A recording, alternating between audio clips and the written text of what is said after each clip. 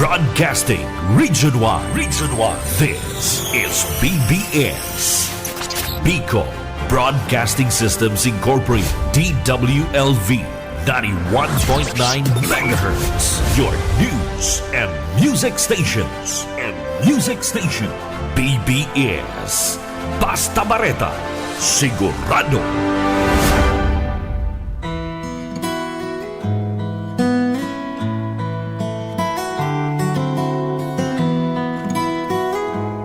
Magandang umaga po, Bicolandia. Magandang umaga dito po sa probinsya ng Camarines Sur. Magandang umaga po dito sa lungsod ng Naga. Magandang umaga po sa inyong lahat. Ito po ang programa ng Biyaya sa Pagkaaga dito po sa himpilan ng BBS DWLV 91.9 FM. Sa loob po ng ilang mga minuto, ako po ang inyong makakasama. Ako po si Pastor Luis Bulaños at sa technical side, si Sir Stephen Favis. Pasimulan po natin ang ating umaga sa pamamagitan ng pagbabasa, pag-aaral, pakikinig ng mga aral ng Panginoon upang ang kanyang mga banal na salita ay magsilbing matibay na pundasyon ng ating buhay espiritual at makatutulong sa ating lahat upang tayo ay makapagdesisyon ng tama sapagkat ang layunin ng ating pagiging Kristiyano ay mabuhay na kalugod-lugod sa Panginoon. Simulan po natin ito sa panalangin. Manalangin po tayo. Ama namin Diyos sa langit, Diyos na buhay, Diyos na makapangyarihan sa lahat, Diyos na kabanal-banalan, kami ay dumudulog sa inyo, may pusong nagpapasalamat, may pusong nagpapakumbaba. Marami pong salamat sa muli po ninyong pagbibigay sa amin ng panibagong araw sa buhay namin. Salamat sa buhay namin ngayon, nataglay po namin ang kalakasan na magagamit po namin upang patuloy na lumaban sa buhay, upang patuloy na maglingkod sa inyo at sa aming kapwa. Ito ang aming dalangin sa loob ng ilang mga sandali. Patnubayan kami ng iyong banal na espiritu, turuan kami ng mga katotohanang espiritual upang ito ay maging gabay ng aming mga buhay upang kami ay patuloy na mapalapit sa inyo. Ito ang aming dalangin, hinihingi ang inyong gabay sa pangalan po, Panginoong Diyos ng aming Panginoong Hesukristo. Amen. Okay po, mga minamahal kong mga tagapakinig, tuloy-tuloy na po tayo. Magandang umaga po kay Sister Nelda Mabait at sa buong Mabait family. Ganon din po kay Ma'am Lourdes Garrido. Magandang umaga din po kay Sister Christy Bermas. So, tuloy-tuloy na ho tayo. Ang ating pag-aaralan ngayong umaga ay manggagaling po sa 2 Chronicles chapter 16 verse 9. Pangalawang Kronika, kabanatang 16, talatang 9. Ganito po ang nasusulat. For the eyes of the Lord reigns throughout the earth to strengthen those whose hearts are fully devoted to Him. Sa ibang mababaw na Tagalog, ang pagkakagamit po nito ay committed. Pero wala namang contradiction, parehas po ang definition niyan. Ano po?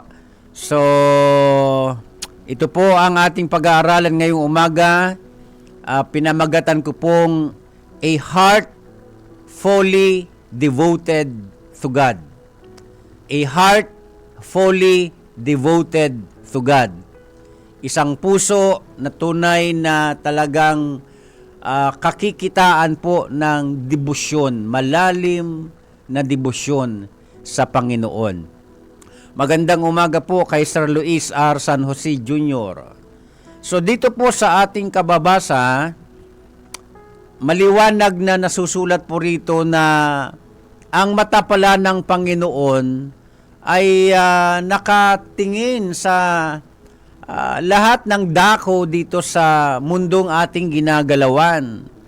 At kanyang napapansin, hindi lingid sa kanya, sa Panginoon, kung sino-sino ang mga tao na mayroong puso na talagang fully devoted or fully committed to Him. Alam niyo po, mga minamahal kong mga tagapakinig, ngayong umaga gusto ko pong bigyan ng diin ang salitang a heart fully devoted to God. Ano ba ang ibig sabihin ng devoted tayo sa Diyos?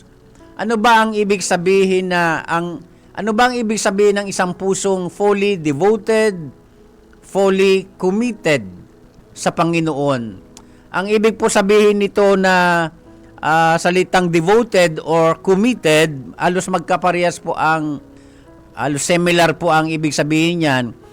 Devoted is a promise of pledge to commit oneself to a cause or a person.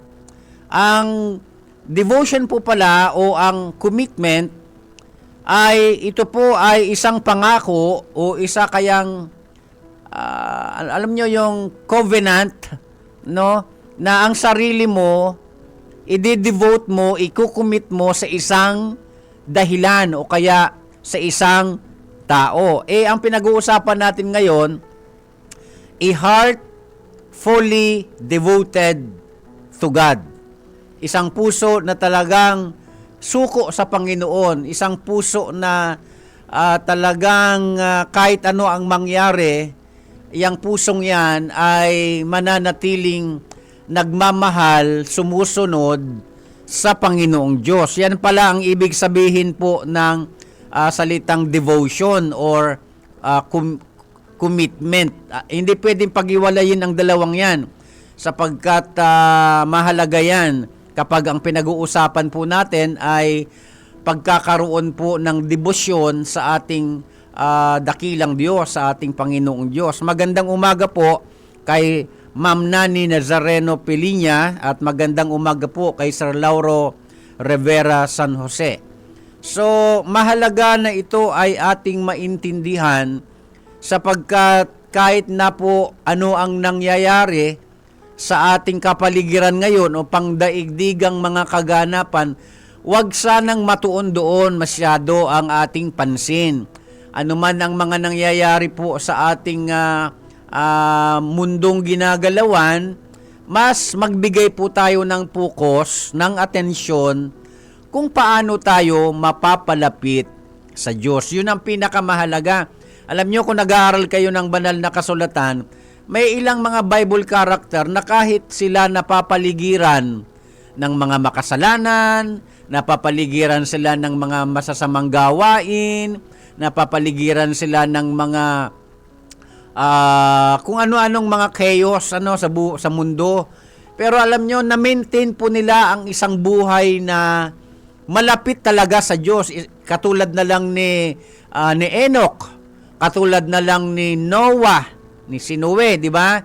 Katulad na lang ni Job at ilan pang mga Bible character na hindi sila tumuon sa mga nangyayari sa kanilang paligid. Mas na-maintain po nila o kaya mas pinagtuunan po nila ng pansin na paano sila makakapamuhay ng tama sa paningin ng Panginoon. Sapagkat katulad po ng ating kababasa lamang, ang Panginoon pala talaga ang kanyang mga mata nakamasid dito sa lupa at kanyang nakikita yung mga tao. Uulitin ko ang nakikita ng Panginoon kahit sa bilyones na mga katao, nakikita niya pa rin. Dahil all-knowing siya, all-powerful ang Panginoon, palibasa makapangyarihan siya sa lahat, hindi pala lingid sa Panginoong Diyos sa kanyang mga paningin kung sino ang nabubuhay ng baluktot o ng masama at kung sino naman ang nabubuhay ng tama o maka-Diyos na pamumuhay. Nakikita pala talaga ng Panginoon yan. At dahil nakikita yan ng Panginoon, Ang ibig sabihin niyan, dapat pala maging maingat tayo at bantayan natin ang uri ng ating pamumuhay na tayo ay nabubuhay na malapit sa Diyos. Ano po, magandang umaga kay Sir Jeric Combati Reforba. Magandang umaga po. So, magandang umaga din po kay Sister Eva Agregado at kay Sir Felipe Agregado Jr. So, mahalaga na itong ating pag-uusapan ay dito po matuon ang ating pansin. Ano ba ang dapat nating gawin na kahit tayo napapaligiran ng mga gumagawa ng kasalanan at nabubuhay tayo ngayon sa isang panahon na lalo na po na palapit na ang pagbabalik ng Panginoong Kristo, may mga nangyayari sa pandaigdigang mga pangyayari sa ating mundo na pwedeng ikatakot ng tao o ikabahala, ipangamba, pero sana uulitin ko, anuman ang mangyari sa ating daigdig, wag doon matuon ang ating pansin. Bagkus, matuon ang ating pansin, paano tayo makakapamuhay na malapit sa Panginoon. Yun ang mahalaga dyan. Ngayon, pag-aaralan ho natin ang mga katangian na nagpapatunay na ang buhay natin ay devoted sa Diyos. Uulitin ko po, devoted sa Diyos. Sa Diyos lang. Isang bagay ho ang napansin ko. Pagka masyado pala tayong na-attach sa isang tao o sa isang bagay, mamamalayan na lamang po natin na ang buhay natin, ang oras natin, ang ating resources, na itutuon doon sa taong yon o sa bagay na yon. Halimbawa, trabaho, di ba? Halimbawa, masyado ka nang naa-attach sa iyong propesyon, sa iyong trabaho, dahil sa pagnanais mong magkamal o makaipon ng maraming pera o maka-invest ng maraming investment, mapapansin mo na ang buong buhay mo doon umiikot. Nagiging devoted ka na doon sa trabaho mo. The same din sa tao. Pagka nasa tao din ang ating debosyon, doon iikot ang buhay mo. Ibig sabihin, mas paglalaanan mo yun ng mas maraming oras kaysa sa Diyos. Yan ang mapapansin natin. Yan ang isa sa naobserbahan ko po sa realidad ng buhay. Kapag ka pala tayo masyadong na-attach sa isang tao o sa isang bagay, doon nabubuhos ang buong panahon o maraming oras, maraming panahon ng ating buhay. Na isang bagay po ang ating nakakaligtaan. Ano po yon? Ang tayo po ay magkaroon ng malapit na kaugnayan sa Diyos. Ang nangyayari, nagkakaroon tayo ng malapit na kaugnayan doon sa tao. Which is hindi naman masama yun. Kaya lang, kung napapabayaan na ho natin talaga kung kanino tayo dapat maging devoted, yun ang hindi na balance. Hindi na balance yun. Ano po, pagka tayo ay masyado ng devoted o committed sa isang tao, sa isang bagay naman ho ang ating nakakaligtaan na walang iba, yun ang pinakamahalaga, ang ating kaugnayan sa Diyos. Alangan naman na ipagpapalit natin ang Diyos sa mga bagay na akala natin bandang huli ay magiging stable tayo. Hindi yan totoo. Ang isang sigurado lamang na tayo magiging stable kapag napalapit talaga tayo ng husto sa Panginoon. Ngayon, tatalakayin ko, kasi maiksi ang ating oras, tatalakayin ko po sa inyo, there are several characteristic of devoted heart to God. Mayroong mga palatandaan o pagkakakilanlan na ang isang tao ay malapit talaga sa Panginoon. Ano po, magandang umaga po kay Ma'am Jolie Angeline Vargas Alonte. Yan. So, number 1, wholehearted devotion.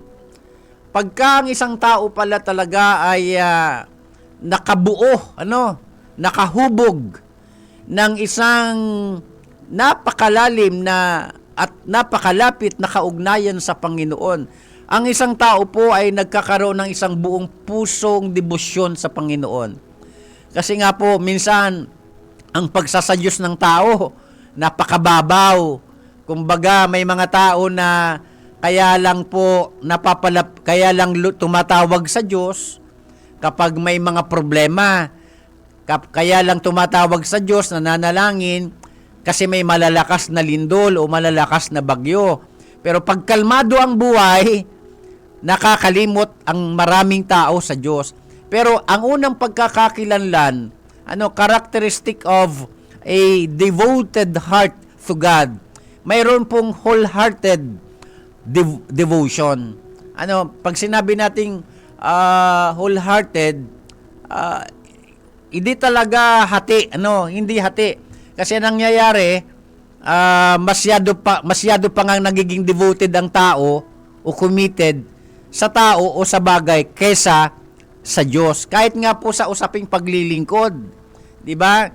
Kahit sa usaping paglilingkod, laging hati, Meaning, ang ibinibigay natin minsan unang tao sa Diyos, tira-tira. Yan ang sad reality diyan. Minsan ang naibibigay ng tao sa Panginoon, tira-tira. Ang masyado nating pinag-uukulan ng pansin, yung mga bagay na sa palagay natin ay dapat doon natin ibuhos ang buo nating atensyon. Naalala ko po tuloy, ini-impress sa akin ng Panginoon ngayong umaga, yung nakasulat sa Ebanghelyo ni Mateo, Kabanatang 6, talatang 24, na nagsasabi na walang makapaglilingkod ng sabay sa Diyos at sa kayamanan. O anong ibig sabihin noon? Konektado po doon ang salitang devotion. Konektado kasi kung nasaan ang ating puso, nandoon din po ang ating atensyon. Nandoon din po ang ating buong pagmamahal. Kung nasaan, alba sa Diyos. Kung sa Diyos, buong puso nating may ibibigay sa Kanya ang ating debosyon. Pero pag nasa tao rin, o nasa bagay. O tingnan nyo, isang pagkakakilanlan, pag-araw ng pagsamba. O hindi ba? Minsan, ang tao nakakagawa ng maraming paraan kapag gusto niyang pumunta sa, halimbawa, birthdayhan, kasalan, o kaya handaan, kasiyahan, at ang napapabayaan niya yung para sa Panginoon. O ibig sabihin, lumalabas na mas mahalaga sa iyo yung bagay na yon kaysa sa Panginoon. Pero pagka mayroong wholehearted devotion, inuuna ng tao ang Diyos. Yan ang unang pagkakakilanlan. Pangalawa, unwavering loyalty. Yan ang pangalawang karakteristik ng a heart fully devoted to God. Mayroon tayong hindi nababagong katapatan.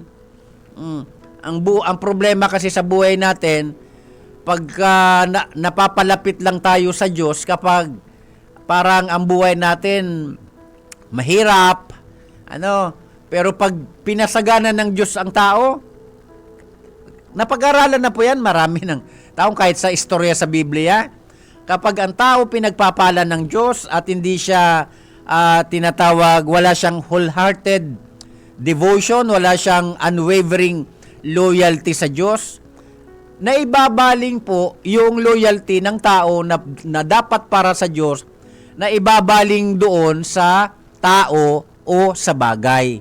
O kaya nga po, dito sa ating pinag-aaralan, isang pagkakakilala na tayo ay ang ating puso ay fully devoted to God kapag mayroon tayong tinatawag na unwavering loyalty. Ang nakakalungkot, mas tapat pa ang tao sa kapwa-tao. Diba yan ang katotohanan eh. Sa halip na maging tapat tayo sa Diyos, mas nagiging tapat pa tayo sa tao, sa trabaho, sa anumang bagay. Pero yung para sa Diyos, hindi natin tuloy maibigay. Tapos tatawag-tawag ang tao. Kapag may mga katatakutan, saka tatawag ang tao sa Diyos para patulong, para humingi ng awa. Pero nung wala pang problema, walang katapatan sa Panginoon.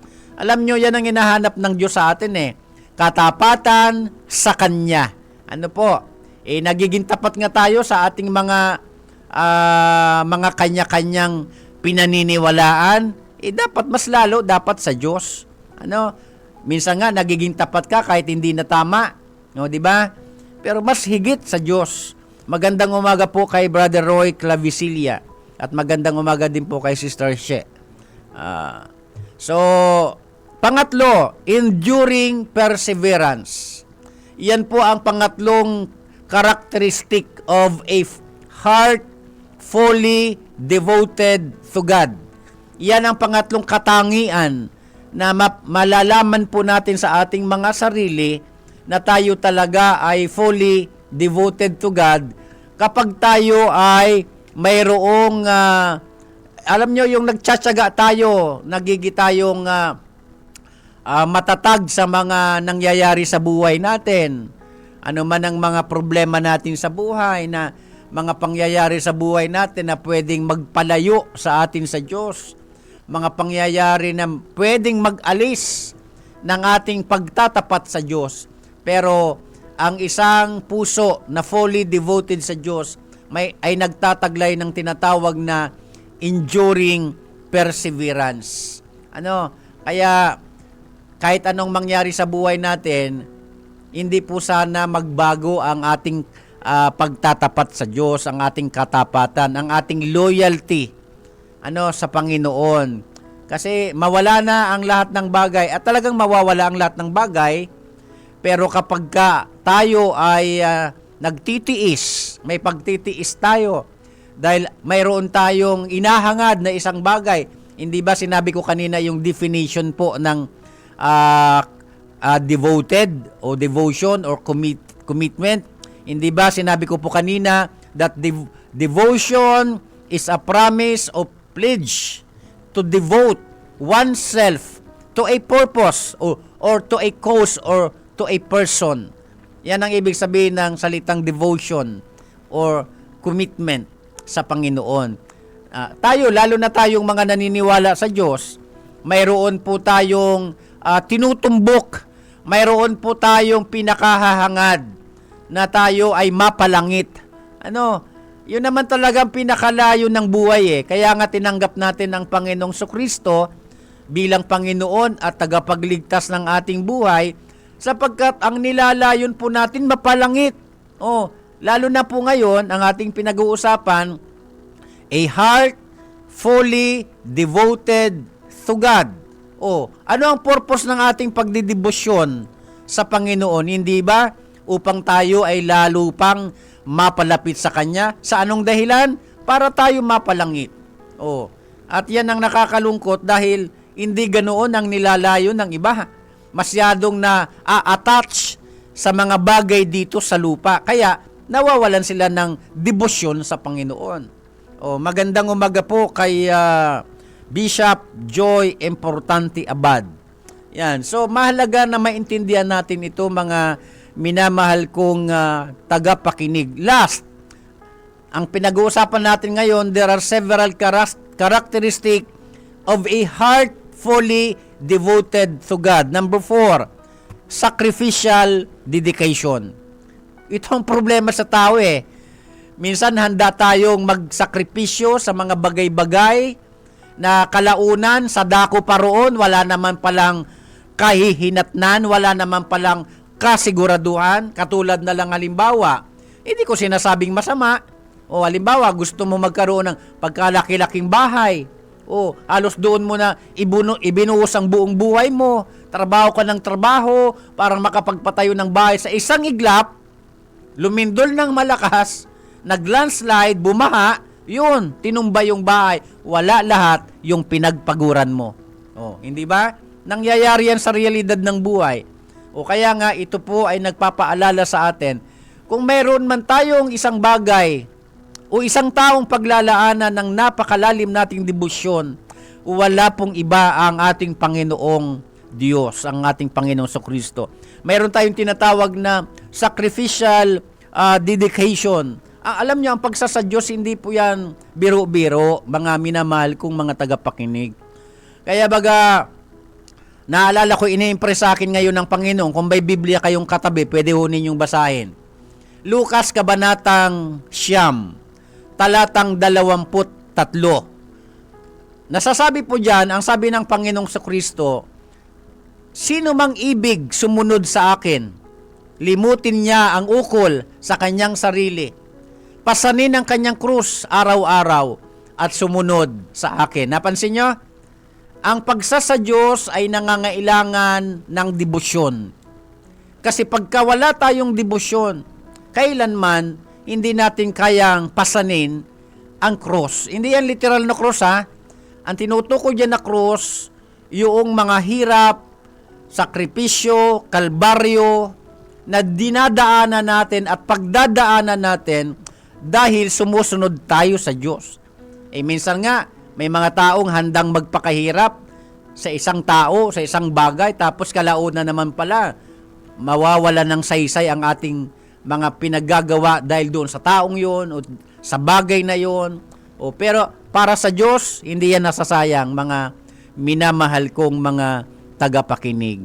Kaya ngayong umaga ang ating pinag-aaralan, umakay nawa sa atin upang tayo ay magdesisyon na maging fully devoted to God, sapagkat mula sa pangalawang Kronika 16 talatang 9 na siya po nating pinag-aaralan ngayon, ang ating title ng ating pag-aaral ngayon, A Heart Fully Devoted to God.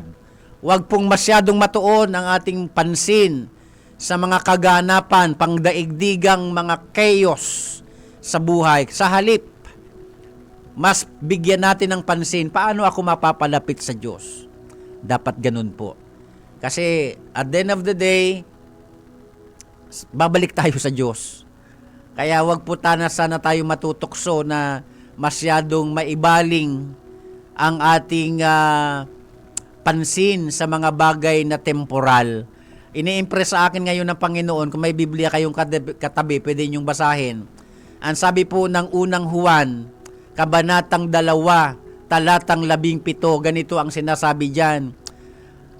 Ang lahat ng umiibig sa sanlibutan, kung sisimulan nyo ng 15, mas maganda, hanggang 17, ng unang Juan, 2, tapos sabi po diyan sa 17, ang umiibig sa Panginoon ay mabubuhay magpakailanman. Pero kung iatras nyo ang pagbasa, ang umiibig sa sanlibutan o sa lahat ng bagay sa sanlibutan ay hindi umiibig sa Diyos, at ang lahat ng bagay ay mapaparam, sa pinababaw na Tagalog.